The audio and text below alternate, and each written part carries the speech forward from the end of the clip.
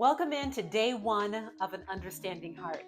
This is where I'm going to be sharing the magnum opus, one of the most amazing books by my original business mentor, the late Dan Miller.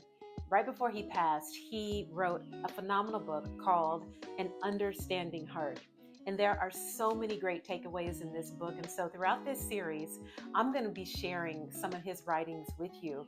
I'm also going to be sharing some takeaways that you can use in your own life and business. I'm so glad you're here. If you're new here, welcome in. My name is Giovanna Lady J. Ellison, and I am committed to helping high achievers thrive in life and in business while keeping God first. I was so honored to be the Dean of Coaching inside of Dan's 48 Days University, and it has completely blessed my life. And I consider it doing my due diligence, and it is an honor to be able to share his words with you now. This one is called Doing versus Being. Remember the scene in The Lion King where Simba is being challenged to go back home and be the king he was born to be? Simba ran from his destiny. The struggle in confronting his mean uncle was just too difficult.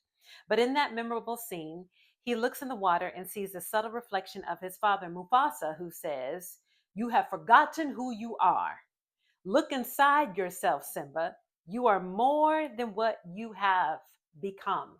Remember who you are." Be clear about what is being said here. Mufasa didn't tell Simba he would have gotten another degree, should have more Facebook followers or LinkedIn connections, or should be even making more money. He simply said, "You are more than what you have become."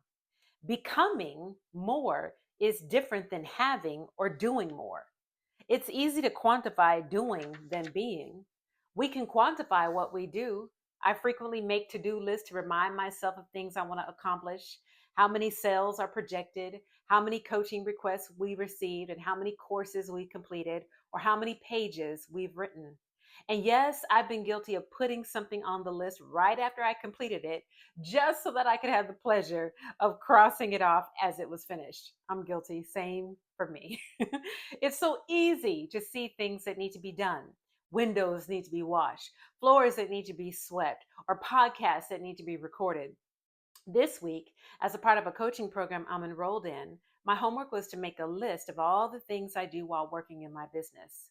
Walking down the lane to get the mail, paying the bills, replacing the water bottle on the cooler, are just a few of the many things on what is now a very, very long list. Being is harder to quantify and measure, like being a great dad, being a spiritual leader, being a compassionate friend, an understanding boss, or a caring, loving neighbor. People rarely write to be list. To do lists are often more popular. They're the things that can be checked off when completed. To be, however, is more difficult to check off of our list. I can take Joanne out for dinner, Joanne is his wife, on a Friday night and check it off of my to do list. But being a good husband is not an event I can check off my list.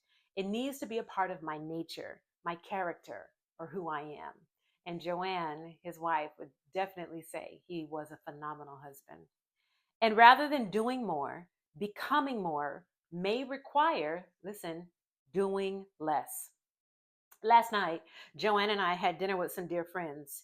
He shared that last year he increased his free days to include all weekends and 11 full days, or 11 full weeks, meaning he devoted no focus to business on those days.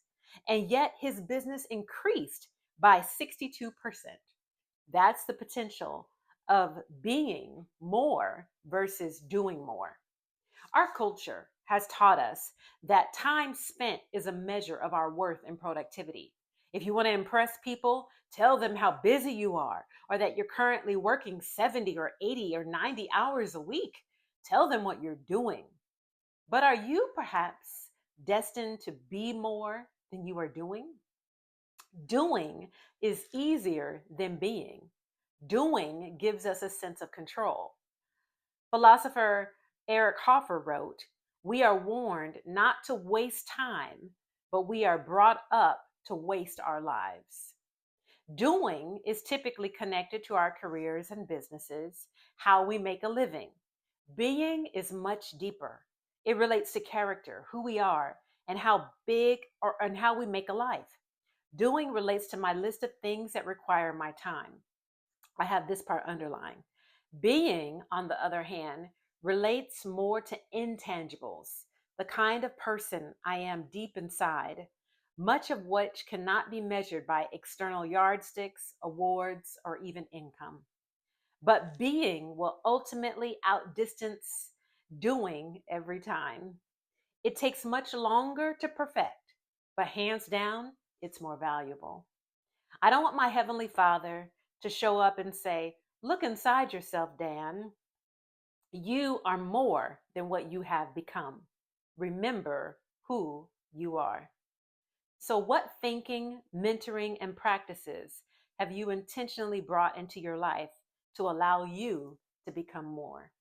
And as I read that, I began to think about a quote, and it's something around this. It says, um, "More so than your balance sheet, more so than your business success, to be valued even more are the tears of the children you were able to wipe, the hands of the loved one you were able to hold while they were going through grief, or the friendships that you were able to cultivate throughout your lifetime."